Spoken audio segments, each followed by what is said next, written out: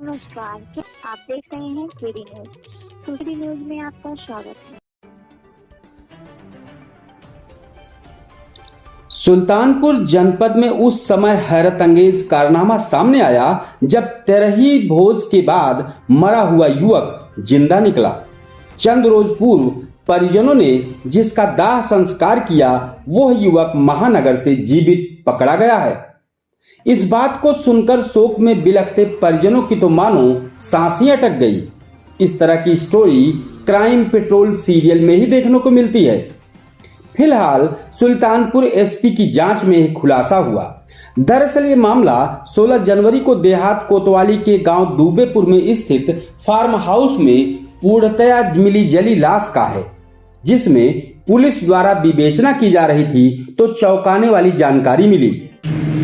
दिनांक 21/1/2024 को मुकदमा अपराध संख्या 29/24 धारा 302-201 आईपीसी में पंजीकृत किया गया।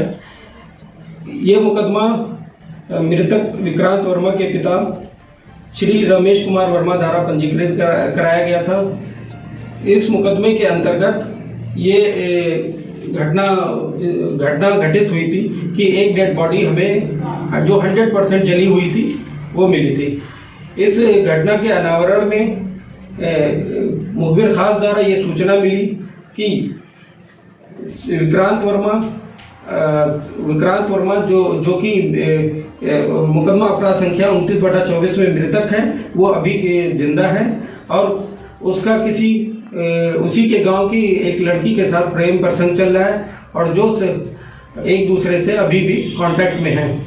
जांच के आधार पर पाया गया कि तथाकथित मृतक विक्रांत वर्मा पुत्र रमेश कुमार वर्मा निवासी ग्राम दूबेपुर थाना कोतवाली देहात पूर्व से अपने व्यवसायिक कार्यों में करीब 9 लाख रुपए का घाटा होने और बैंक से लोन का दबाव होने के कारण अपनी पहचान छुपाने के लिए अपने अन्य सहयोगी शक्तिमान पुत्र वीरेश कुमार निवासी तुमरिया थाना सोरो जनपद कासगंज उत्तर प्रदेश, वर्तमान पता गली नंबर 28 वार्ड नंबर 16 विकास नगर थाना sector 29 industrial area Panipat Haryana और अनुज साहू पुत्र राजू साहू निवासी तुमरिया थाना सोरो जनपद कासगंज उत्तर प्रदेश के साथ मिलकर सीएससी दूबेपुर में संविदा पर तैनात चालक द्वारिकानाथ शुक्ला पुत्र जंग बहादुर शुक्ला निवासी रौतावा थाना खंडासा जनपद अयोध्या को शराब के नशे में अमहट शराब ठेका से ले जाकर गला दबाकर उसकी हत्या कर उसके शव पर पेट्रोल छिड़क कर जला दिया गया, जिससे उसकी पहचान न हो सके और अपने साथियों के साथ पानीपत हरियाणा भाग गए। जब वो मोबाइल नंबर सर्विलांस के माध्यम से पता कराया गया तो वो दोनों मोबाइल अभी भी एक्टिव थे।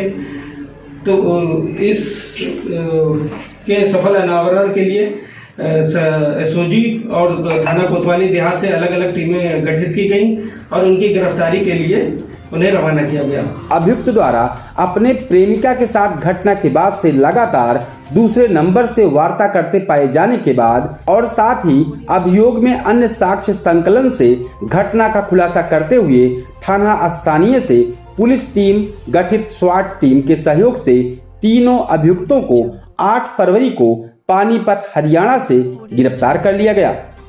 पुलिस टीम के द्वारा इस साहसिक एवं सराहनीय कार्य के लिए उनके मनोबल बढ़ाने के लिए 25,000 रुपए के इनाम से एसपी द्वारा पुरस्कृत किया गया।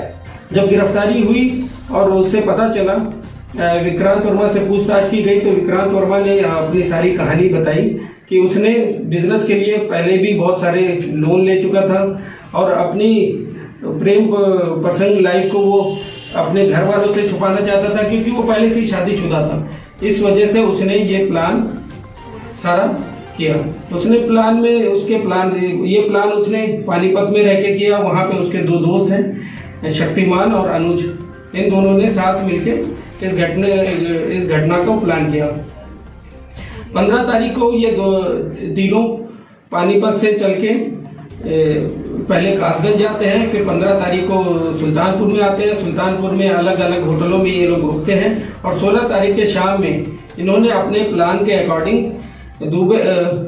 अकॉर्डिंग अमहट पे स्थित मंडी के पास जो शराब का ठेका है वहां से किसी ऐसे व्यक्ति को उठाया जो शराब के नशे की हालत में हो, जिसे जो उस घटना को होने से रोक ना पाए, रजिस्ट न कर पाए। इसलिए उन्होंने ऐसे आदमी को उठाया और अपने फार्म हाउस पे ले जाते हैं। वहाँ फार्म हाउस पे पहले उस बंदे को, जो कि एक सफ़ेद कुर्ता और पैजामा और ब्राउन कलर की जैकेट पहने हुआ था, उसे पहले मफलर से उसका गला घसीट के मार देते हैं। फिर उसे अपना कपड़ा पहना देते हैं। अपनी ही बाइक से विक्रांत वर्मा अपनी बाइक से पेट्रोल निकाल के उसे 3-4 बोतल उस पर डाल देता है और उसे वहीं जला देता है। और फिर ये घटना करने के बाद उसी रात 16 तारीख के रात 9 बजे ये लोग होटल से चेकआउट करके बंधुआ कलम से कहीं जैकेट खरीदते हैं और फिर ये लखनऊ में जाके उस रात लखनऊ में रुकते हैं। अगले दिन ये कासगंज जाते हैं, फिर वहां से पानीपत चले जाते हैं। इस तरह इन्होंने इस घटना को अंजाम दिया है और इस घटना के सफल अनावरण के लिए श्रीमान पुलिस अधीक्षक महोदय द्वारा इस पूरे एसओजी टीम और थाना कोतवाली टीम को 25,000 रुपए के नाम से पुरस्कृत किया है। इस तरह की सनसनीखेज खबरों के लिए केडी न्यूज़ यूपी चैनल को सब्सक्राइब करें।